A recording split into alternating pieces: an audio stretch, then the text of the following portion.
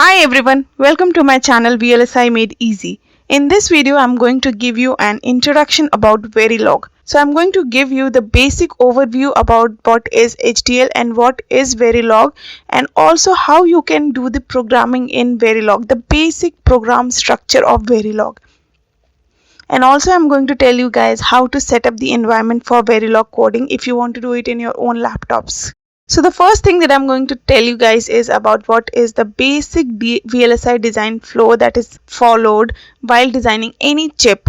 So the first thing would be stating the specifications of for the chip that you are going to design, like what would be the requirement of the chip, what is the technology that you are going to use for this chip. You have to decide all of these specifications beforehand, and the next step would be the coding for the chip, that is the RTL coding. RTL means register transfer logic. So this is the step where you are going to require Verilog to do the coding for the digital circuits. So the next step would be the simulation and verification. Simulation is basically verifying whether the whatever the design you have conceptualized, that is performing exactly how you wanted it to be, like the functionality of the design is how you wanted it to be. This is the step where you can verify that. So once you have verified that the functionality of the design is correct, the next step would be to synthesize the design, that is synthesis. So synthesis is actually converting this RTL code into the actual components like gates and flip-flops. And the next step is placement and routing. So this is composed of two steps. The first one is the placement and the second one is the routing. So in placement step, you decide where to place the logic elements or the gates or whatever the flip-flops are there in your circuit components, where to place them, how to utilize the space of the whole chip so that the space utilization is also less, and this is followed by routing. So in this step, so whatever the components you have placed on your chip, you need to provide a path also, how the data is going to flow from where to where. So that path is decided by routing step. So the last step is manufacturing the chip, whatever the design you have proposed and whatever the design you have designed. So now the next question that comes in our mind would be, what is HDL and why do we exactly need HDL? So HDL is nothing but a simple programming language which describes the behavior of any digital logic circuit. So HDL is used for designing all the processors and motherboards that are there in your laptops or in your computer systems. All the chips that are designed, they all are done using the HDL only. So there are basically two types of HDL. One is Verilog and the other one is VHDL. So in this lecture we are going to be discussing about Verilog. So here I am going to give you just a basic overview about Verilog. So Verilog, as I told you guys, is a hardware description language, and Verilog is an IEEE standard also. This is IEEE 1364. Verilog is a concurrent language, unlike C language, which is a sequential language. In this, all the statements that are written in this Verilog coding all will run at the same time. They are not going to wait for the first statement to execute and then the second statement is going to execute. So this language is also a case sensitive language. So as I told you before, that it simulates the design before the design is manufactured. So the simulation guarantees that the design behaves as it should be, the functionality of the design is correct, and it also provides three basic modeling styles, that is behavioral, structural and data flow. So all these three styles I'm going to cover in my future lectures, so stay tuned for that. So now I'm going to tell you the basic program structure that is there in the Verilog.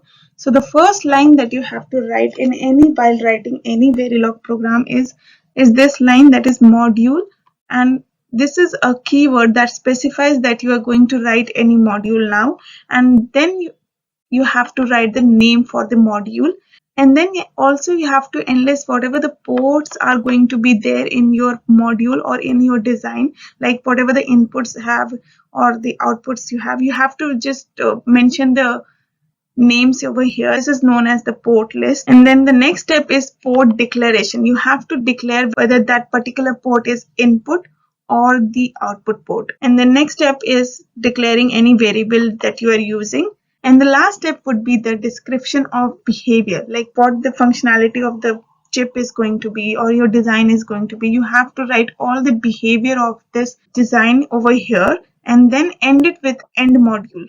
So for example, let us take an example. So here I am taking an example of a NOT gate. So this is the truth table of the NOT gate. So when the input is 1, you get an output 0, that is inverting. So the function of the NOT gate is to invert the input. So whatever input you are going to give, you are going to get an inverted output, right? So when you are giving 1, so the output will be 0. And when you are giving 0, so the output will be 1. So this is the basic gate, like the schematic of the gate. And now we are going to start the coding. So first you have to write the module keyword as I told you in before slide. And then you need to give the name for the module. So I have given here not underscore gate. And then as I told you, you have to need to enlist the ports, whatever the ports are going to be in the module. So now you can see from here that it has only one input. A NOT gate has only one input and has one output. So that's why I have written here one input and one output. You can declare the variables, okay? And then this is known as the module declaration. Then next you have to declare the input and the output ports. Like you have to declare which variable that the port you have written here, whether it is input or output. So here I'm giving this X as an input and then output is out. Okay. So now, as I told you, you have to describe the behavior of the module. So here, this is what I'm doing here.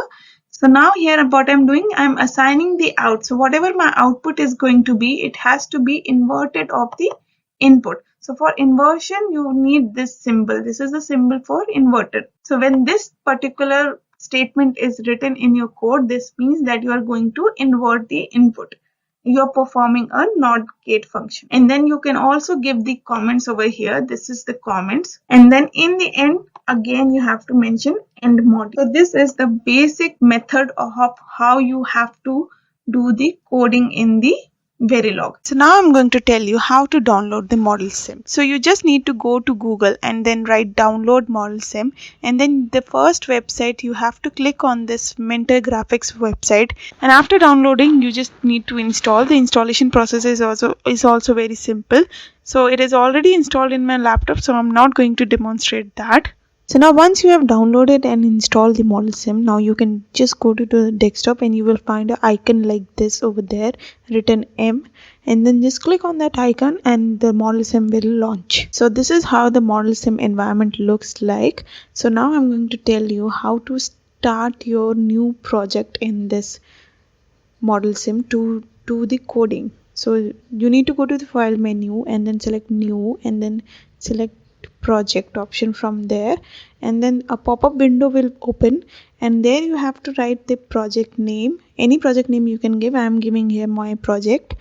And then you also have to select the folder, destination folder, where your project you are going to save it. So I am just selecting that.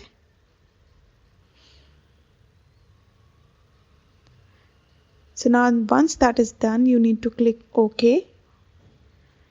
And then you can see here that your new project is open. A new window is open. You can see the project name and the path also. You can see where you have saved the project. And then you can also see a new pop-up window also there. So you are being asked to create a new file, add an existing file, or create a simulation. You need to create a new file from here for writing the code. So I'm just going to click on that, and then I'm going to give a file name. So I'm giving not underscore gate. And then you also have to select the file type. So I'm here selecting Verilog because we are going to write the code in Verilog. So now you can see that the file name is also there, and the file extension is also .v. .v means that it is a Verilog file. Now just double click on that file and the text editor will open. Now you can start writing your code. So I'm going to start it. So I'm just going to write the code, whatever I explained in the presentation, module not underscore gate, then giving the port list, and then declaring the inputs and the outputs, and then assigning the behavior of the module, what the module is going to perform, and then just doing the end module. So if you want, you can also add the comments using the double backslash. Then it will be easier for you also to know, or for any other person using your code in future, then the person will know that what that statement or the module is performing. So you can add the comments like this. So now to compile the code, you just need to right click on the file name, and then you'll get a compile option. Then compile the selected file, and then now you can see that here that I am getting one error. I know what kind of error is that, so I just have deliberately have done that to show you guys how the errors come.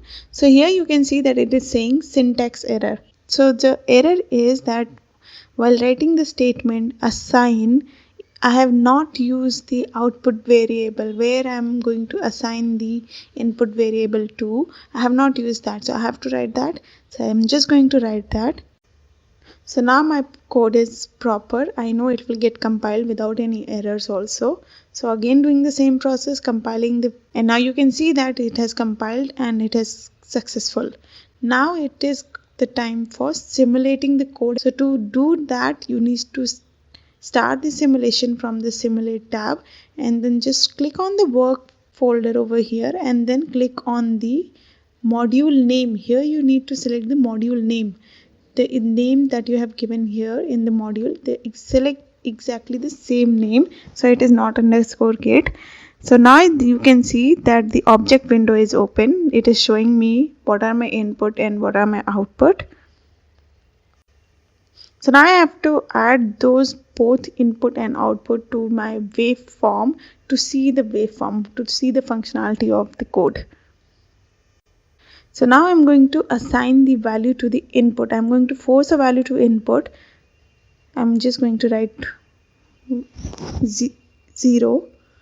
So I'm going to start with 0. So you can see now I'm going to run the code for 100 nanoseconds.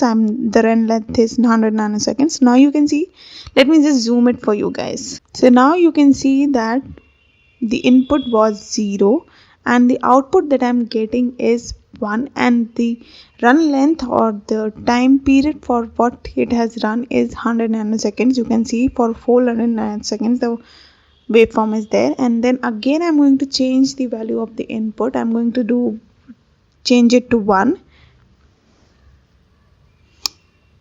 Run the code again. So now you can see the changes also, that when I have given input 1, it has gone up and the input is now 1 and the output has changed to 0. So now I can say that whatever code I have written here is correct. It is doing the function of a NOT gate. Now I'm going to end the simulation. In the simulation, just go on the simulation tab and then end simulation option is there. Select that and the simulation is end now.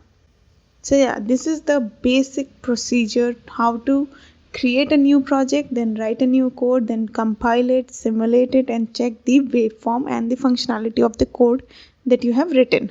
This is all for this current lecture, and be sure to subscribe to my channel to know the next lecture that I'm going to post regarding this Verilog, and also hit the bell button right next to it so that in future you will be notified whenever I upload a new video. And if you also like this video, then please don't forget to give this video a big thumbs up.